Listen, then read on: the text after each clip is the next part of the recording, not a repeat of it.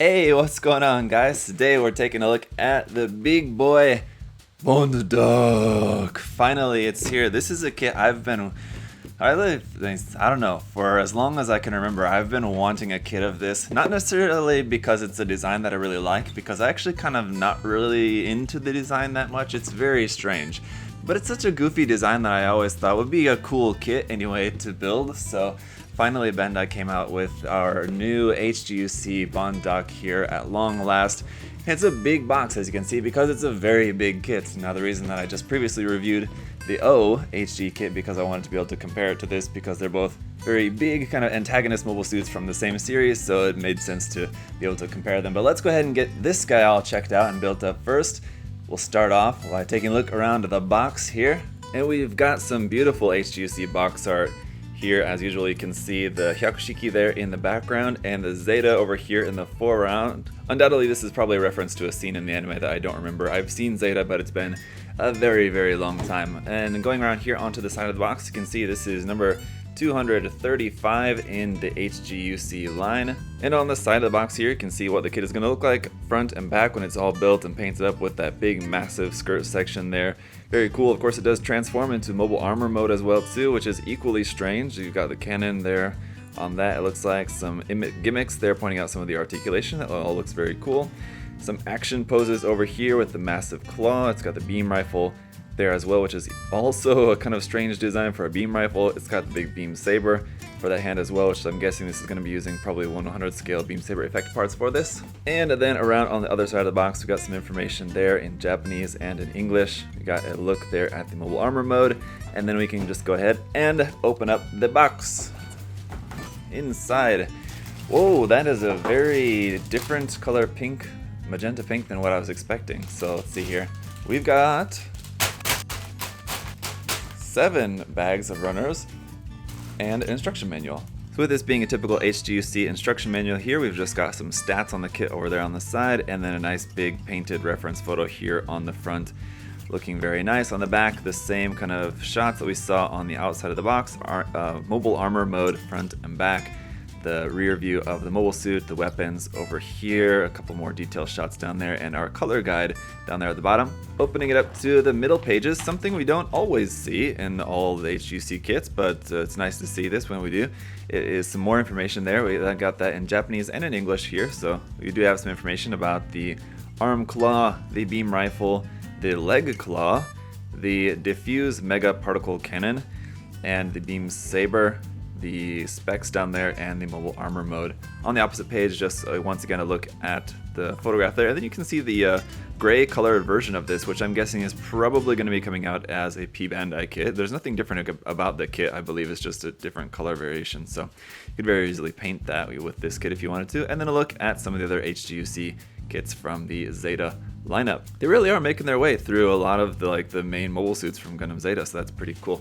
Alright, then we do have the parts list up here at the front, and then here's how it's going to be built. Basically, you build it in mobile suit mode, then you build the display, the weapons, and then it shows you how to transform into mobile armor mode. So that's going to be basically what you're going to be doing throughout the manual here, and then all the way till the end. So yeah, that's about it. Let's just go ahead and dig into the runners. Alright, so first off, we will have a couple of foil stickers, but really only a few. You got that small little green one for the mono eye, and then a couple of little yellow accents, and that's it. Polycaps are also going to be very few, as we only have this runner of PC7 polycap ball joints here in gray. Then as expected, SB1 for our beam saber effect parts here in clear yellow. These are the ones that are typically included with 1/100 scale kits. And then we've got this kind of slightly translucent clear action base here. And I don't think I knew that this was going to be included with this kit, but we've got this kind of translucent clear action base included with this, where the actual base plate is a little bit foggy, kind of translucent clear, and then the rest of the arm parts are in just plain clear, it looks like. Runner A here is in 3 colors. We have that really interesting fluorescent kind of yellow looking color over there on the side, and then a bunch of navy blue and a couple of parts in clear green up there at the top. Runner B1 is some more parts in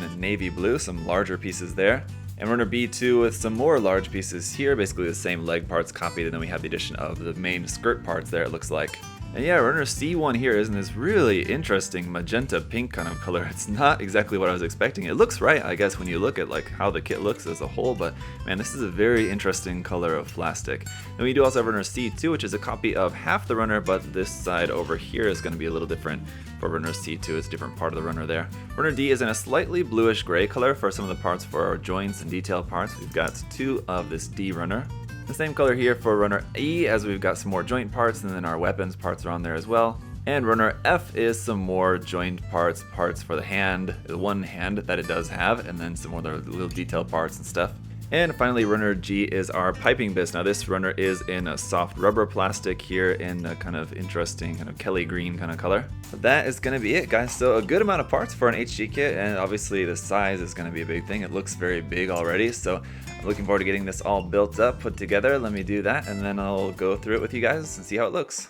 Alright guys, so here it is, and I just want to say that this was a really interesting build. For one, it really kind of feels like building an RE100 kit just based on the size and the simplicity. With it being an HG, not a very complicated kit, but because of its sheer size, it does feel like more like a 100 kit. So it feels like building an RE100 kit, and the actual process of building it was really fast.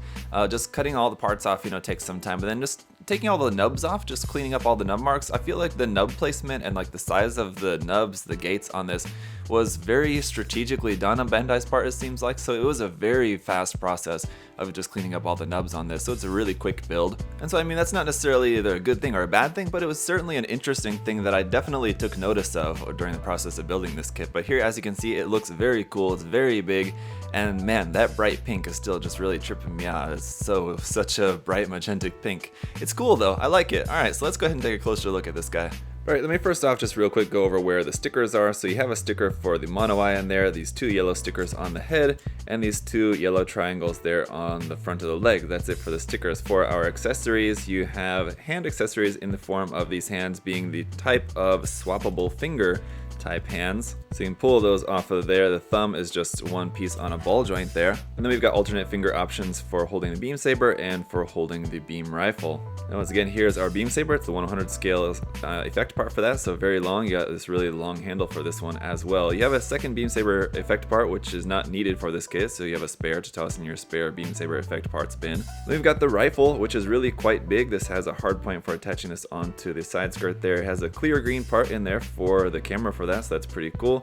You have a seam line down the middle of that, as you might expect. But like I said, this plugs onto the side of here like that. And I imagine this can just be fired while it's just kind of flying along like that as well too anyway.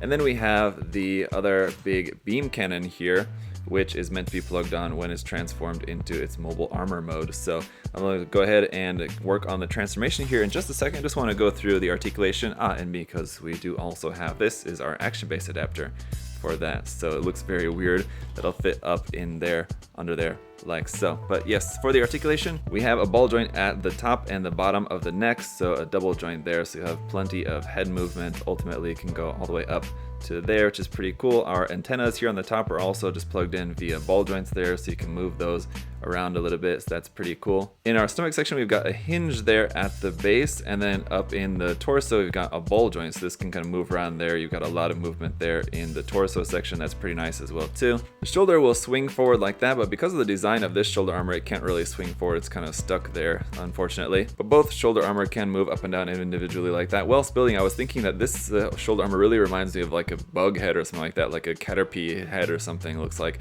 on the side of there. But anyway, the arm can ultimately come up pretty far there. That's pretty good upward movement there for that. And then you got some rotation here.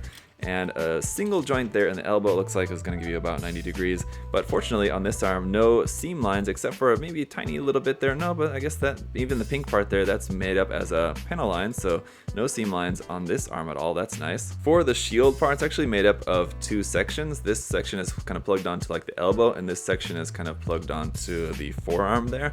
You do have a clear green part in there for the eye of that part as well too, but it's very dark, so I'd recommend using a little bit of silver or titanium paint or something like that on the back side of that clear part to make that more visible, or just put an LED in there if you want. There's a bunch of empty space kind of right behind there, so you could wire that up if you wanted to. But yeah, this part will hinge on its own too, and you're meant to just kind of line those up like that if you want to have them lined up, or you can have them bent. When you have the arm bent like this, you can see there's actually a bend here. Aside from the elbow, you have another bend there at kind of the base of the wrist too, so you can bend that even farther for a kind of further elbow bend of sorts, but it breaks up the shield here.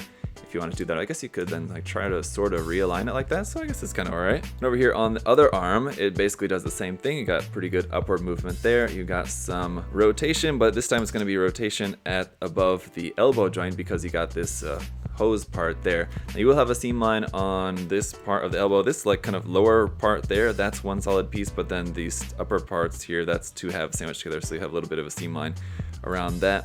And then this lower arm part as well too, you have a seam line on the front and back of this piece as well. But this joint is going to give us a good double joint here in the elbow, and the claw is able to rotate there. That's on a ball joint as well too, but it's mostly just going to be kind of some rotation here.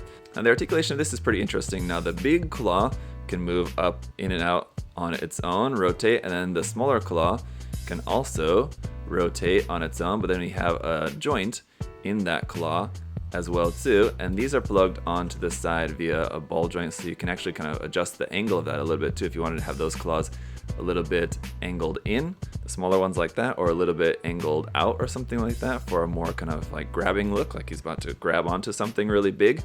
You can angle those out like that, so that's pretty cool. You do have seams on these, but they're disguised as just some details there, so that's pretty cool. Then moving on to the massive skirt section here, these side panels will move up. That's to get the legs out further to the side, so that's very convenient. You'll also use that for the mobile armor mode. The claws, the feet, when they act as claws, will stick out there. And around here on the back, these little thruster bells can also move up and down, again, kind of for the transformation, but the main one just rotates up and down. These two side ones will move up and down as well too, but you can kind of change the angle of those a little bit as those are on ball joints as well, but those look really cool.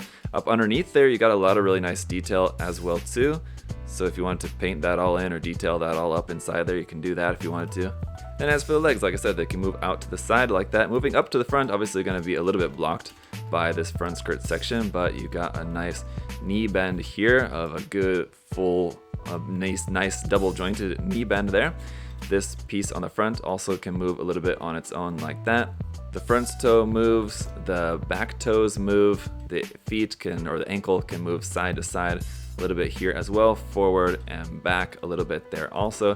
Got some nice vent detail there on the back. No seams on this. There is technically kind of a seam between the two pink halves there, but it's made up as a panel line. There is a little bit of a panel line detail there on the edge, so you don't need to worry too much about that. So that is it for the articulation, all pretty nice. Now the one last thing that I want to talk about here before we take a look at the transformation and some comparisons is the green piping details. Now I don't like that they're rubber because that makes them a little bit more tricky to paint. They're not so easy to paint. I think those could have just been just hard plastic pieces. There's not really any section of the build where they really need to bend all that much, I think. But on the plus side, the nice thing about them is that they don't really have any visible mold line on them. A lot of times in other past releases where you have stuff like the Master Grade Gyaradoga, for example, has some just awful mold line down the side of it. There's no visible mold lines on these at all, so they're actually quite nicely molded. It's just that they're rubber instead of hard plastic is kind of the only thing I don't really like about them. Now, unfortunately, I don't have a 1/44 scale Zeta Gundam kit for an example here, but here's the 1/44 scale RX-782, the 1/44 scale the O, and the 1/44 scale Baund Doc here, so you can see it's a very, very large HG. It's basically like a 100 scale kit, even though the Baund Doc, I mean, it's the size of a 1/100 scale kit, let's say that. The Baund Doc is supposed to be that big. It's a very large mobile suit, kind of more mobile armor, but it's always really cool building such a giant, massive HG kit. Very fun. And you can understand why it felt like building an RE100 kit. And then here it is, transformed. It's not too complicated a transformation. It's relatively simple. It's just a few moving things around here and there. And I mean, yeah, it looks, I mean, it looks how it's supposed to look. I can't necessarily say it looks good or bad, but as far as just looking how it's supposed to look, yeah, definitely it fits exactly how it's supposed to look, I guess. So there you go. So I guess it's a successful, good looking transformation. I think it looks kind of goofy in my personal opinion. But it's if you wanted like a space flying crab kind of thing, yeah, that's what it looks like, and there it is. But alright guys, so there you have it. As we try out some action poses with this, I think this is a pretty awesome kit. Definitely a big kit. If that's what you're looking for, it's certainly going to make it a little bit more expensive too than your average HG, of course, but obviously it's for good reason. You can see it's very sizable. There's a lot of plastic in the box, and it is really nice too. It's nicely articulated. It's pretty solid. I don't really feel any weakness in there. I keep feeling like a little bit of weakness there in the torso, but so far nothing's like come apart or broken or anything like that. It feels fine. So At the end of the day, I don't know if there's anything really that I would say about this that I am left wanting for, or anything that I wish that this would have done better, or anything else that I wish would have been included with this kit that was not included. It even includes the stand, which I'm not showing you guys now, but you saw earlier in the unboxing portion that is included. I guess the only thing that I would really complain about this kit is that there does seem to be a couple more seam lines than I would really like, especially on that arm. I wish that they would have done the molding of the right arm a little bit differently to have maybe 1 or 2 less seam lines on there. And seam lines on an HG kit shouldn't come as a surprise to anyone, but the fact that this is a 2020 brand new HG kit and those are pretty big parts, it seems like they probably could have been molded in a different way to avoid the seam line on there, I think. But either way, it's still a really cool kit. I think it's going to be a really fun kit to work on more, so I'm planning on doing some work on this, so stay tuned for that in the near future, guys. And if you guys have any other further questions or comments about the Baund Doc, of course, feel free to ask those down in the comment section down below. As always, guys, love hearing from you. And again, just a big thank you to USA Gundam Store for making it all possible, guys. Check out the link to USA Gundam Store there down below. You guys can check out this kit and everything else there. Save 10% off everything using my coupon code, which is there in the video description as well. And that's it for today, guys. Hope y'all have a great day, a great weekend, and I'll see y'all later. Bye.